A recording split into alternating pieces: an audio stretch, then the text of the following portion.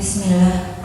Ampun Ustaz, kami kebetulan sebagai tenaga medis, biasanya pasien kami itu ada terkena yang malignansi atau keganasan, dan kami biasanya disarankan untuk kemoterapi. Setelah pulang dari pos kemoterapi, mereka minta saran dari kami apakah boleh minta misalkan ayat-ayat bacaan ustadz-ustadz yang menurut mereka siapa tahu bisa ijabah sama Allah. Apakah kami misalkan kami mengiyakan, apakah kami termasuk salah satu bentuk kesyirikan terhadap Allah Ta'ala? Terima kasih. Jazakallahu khairan atas jawabannya. Assalamualaikum warahmatullahi wabarakatuh. Waalaikumsalam warahmatullahi wabarakatuh. Jadi itu sebetulnya termasuk bab ruqyah, asalkan yang membacakannya ustadz-ustadz yang ahlus sunnah.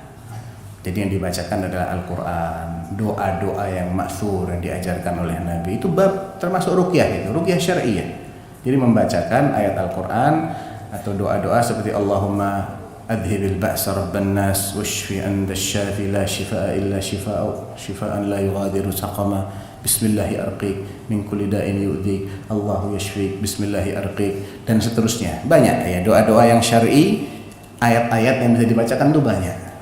Ketika dibacakan di air bisa dibarengi dengan tiupan atau sedikit percikan ludah, ya, sambil dibacai itu. Ya. Itu sunnah dianjurkan oleh Rasulullah SAW. Ya, tapi mintanya sama ustadz yang ahlu sunnah, jangan sama yang nggak jelas. Ya. Kemudian ketika kita ingin menyerahkan media obat ini kepada pasien, tambahi keterangan yang menyembuhkan Allah ya, bukan ini. Ini hanya media, sarana. Tapi kesembuhan itu di tangan Allah. Jangan sampai salah keyakinan. Wa idza maridtu fahuwa yashfin. Allah yang menyembuhkan. Kalau Allah belum berkenan menyembuhkan, pasti ada hikmahnya. Jadi nggak apa-apa itu dipenuhi permintaan itu. Yang penting mintanya nanti kepada ustaz-ustaz yang ahlus sunnah, ya, atau dibacain nanti sendiri nggak apa-apa juga, nggak apa-apa. Ya. Nggak disyaratkan harus ustaz yang baca.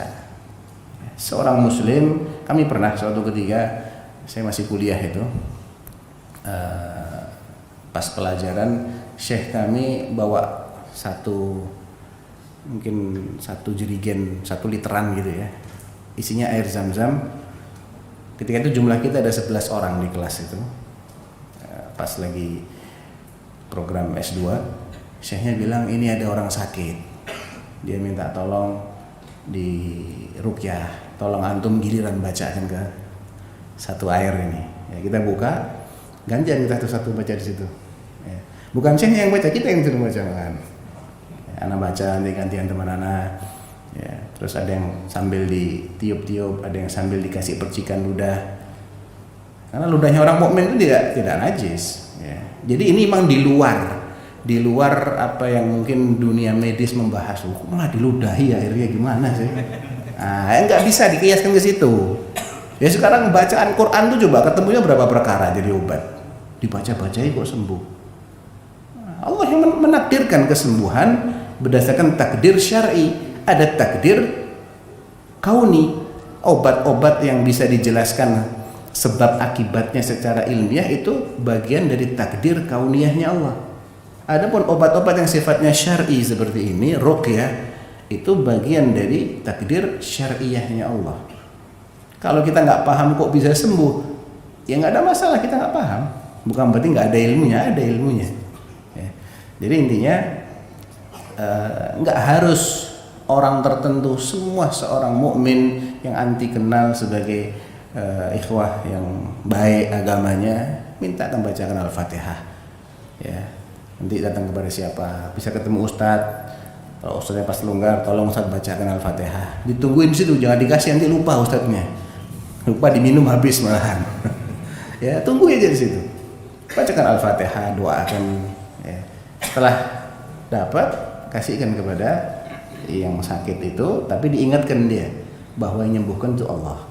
Ini sudah dibacai pakai beberapa mungkin ayat Al-Quran atau ada doa-doa yang diajarkan oleh Nabi, tapi jangan salah dalam meyakini. Yang menyembuhkan itu Allah Subhanahu wa taala.